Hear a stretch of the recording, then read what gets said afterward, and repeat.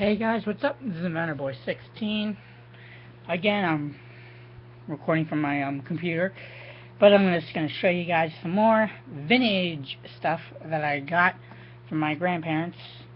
Um, so, and I got some more another vintage motor or whatever I want to show you guys. But so yeah, I'm just going to show you some of that stuff right now. So, but this thing here is a vintage Walkman. Oops, it's forgetting its opposite. A vintage Walkman, Sony Walkman tape player device. It's a tape player.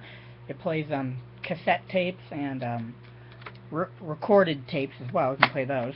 And it's also a radio, multiple band digital radio thing. It's pretty cool. Again, my grandpa gave me this little thing. It does take 2 AA batteries, but I don't have any batteries in it right now because the batteries that were in it were completely corroded. So it does work. The batteries that were in it were working, but they were corroded, and I didn't want them eating through the contacts on this. But it does work. Not sure if the radio works on it yet or not, because I haven't been able to get radio on it yet, but I'm not sure if that works or not, but I think it does. But anyway, he gave me this. It came with a little carrying case. It says Walkman on the bottom. And it works inside that, or you can just have it out like this. It does play cassette tapes again, but we'll be trying that out later on, because I have tons of cassette tapes at my parents' house, or at my house back in Texas. I also got this motor, and it looks pretty basic. It looks like most motors that you see every day nowadays, but this is actually a 1940s motor out of a old 1940s not sure if it was a record player or if it was just a album player. I'm not exactly sure, but it was a small little record player type thing or whatever, and this came out of that because everything else was busted in it. But this motor came out of that, and this is a very nice high quality motor. Spins really good. Let me see if I can get into the view here. See, the stator is able to spin very freely. Just oiled it not too long ago. It uses brass end plates on either end, and it uses copper bushings in it. I'm not sure if they're bushings or not, but I think they're bushings because it looks like a regular bushing. But it uses copper bushings and brass end plates, which is something you can tell that's they use that kind of stuff on old items like this. And the insulation on the coil here is it's a cloth. It's not a tape or silicone like the ones that we have today. So, but I'm gonna run this, and you guys won't even be able to hear it. It's so quiet. I'm gonna turn off this GE fan, which is also a bit vintage.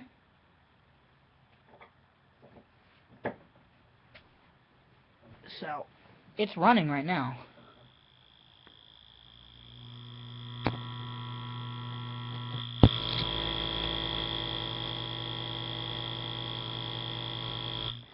I wasn't sure if you guys were able to hear that or not, but it runs. And it runs beautifully. Very quiet little motor.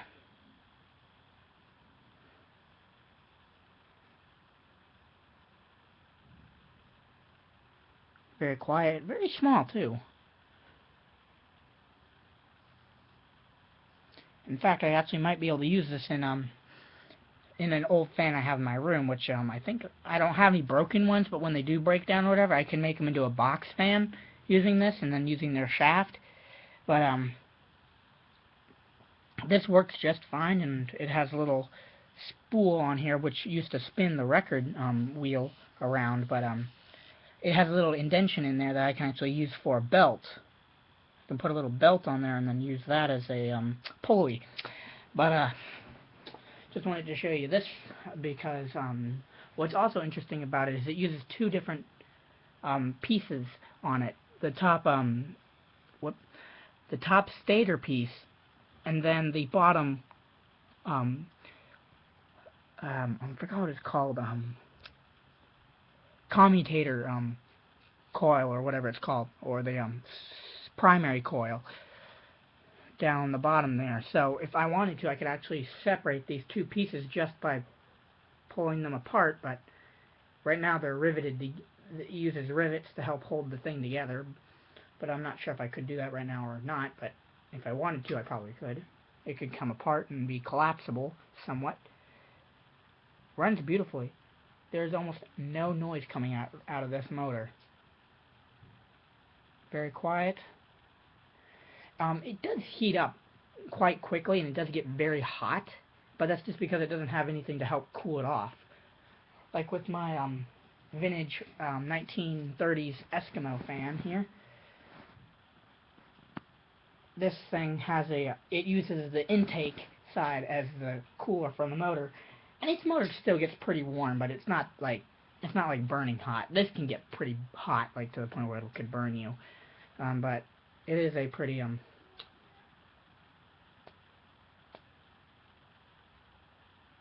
quiet little motor. And I'm sure if I put a blade or a fan or something on it, it would just cool itself off using the fan. But I just wanted to show you guys this because this is from 1940s to 1950s. I'm not exactly sure, but it's 1940s, 1950s. It's not 1930s because they only started. They only just found out about these in the right around 1938.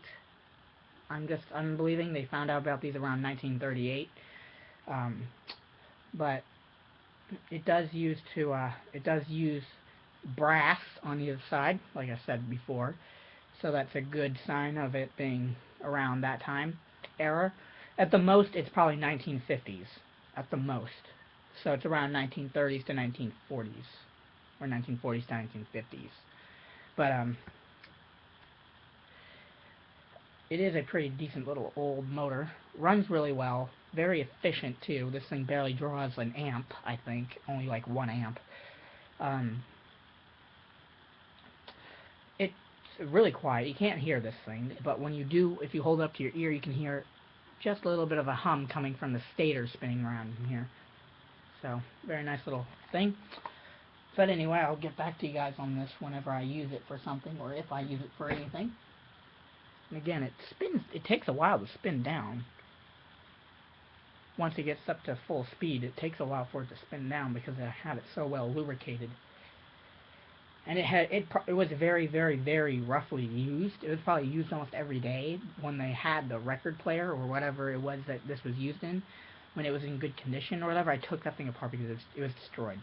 But it was probably used every day, so it's in pretty good condition for something that old and used that often. I'll get back to you guys on this thing and show you guys that this thing works. Probably get a little speaker or something to hook this up to and see if it'll work as a radio, because if it does, I'll use it in my room or use it at school as my radio for school. It does use only 2 AA batteries, which is pretty efficient again, but and the fact that it is a cassette player, which is pretty cool. But anyway, I wanted to show you guys those. I'll get more videos on those two things once I get back to the state in which my house is in, and then I'll be sure to get more videos up. But anyway, I just wanted to show you guys those, just to show you some cool vintage stuff that my grandpa gave me. I have a camera that I'll probably show you once I get that running. It doesn't have a battery to it, so I have to get it running. But I will do that as soon as I can, and I will see you guys later. Stay cool, YouTube. Please don't forget to comment, like, and subscribe, and I will see you guys later. Stay cool, YouTube. Bye.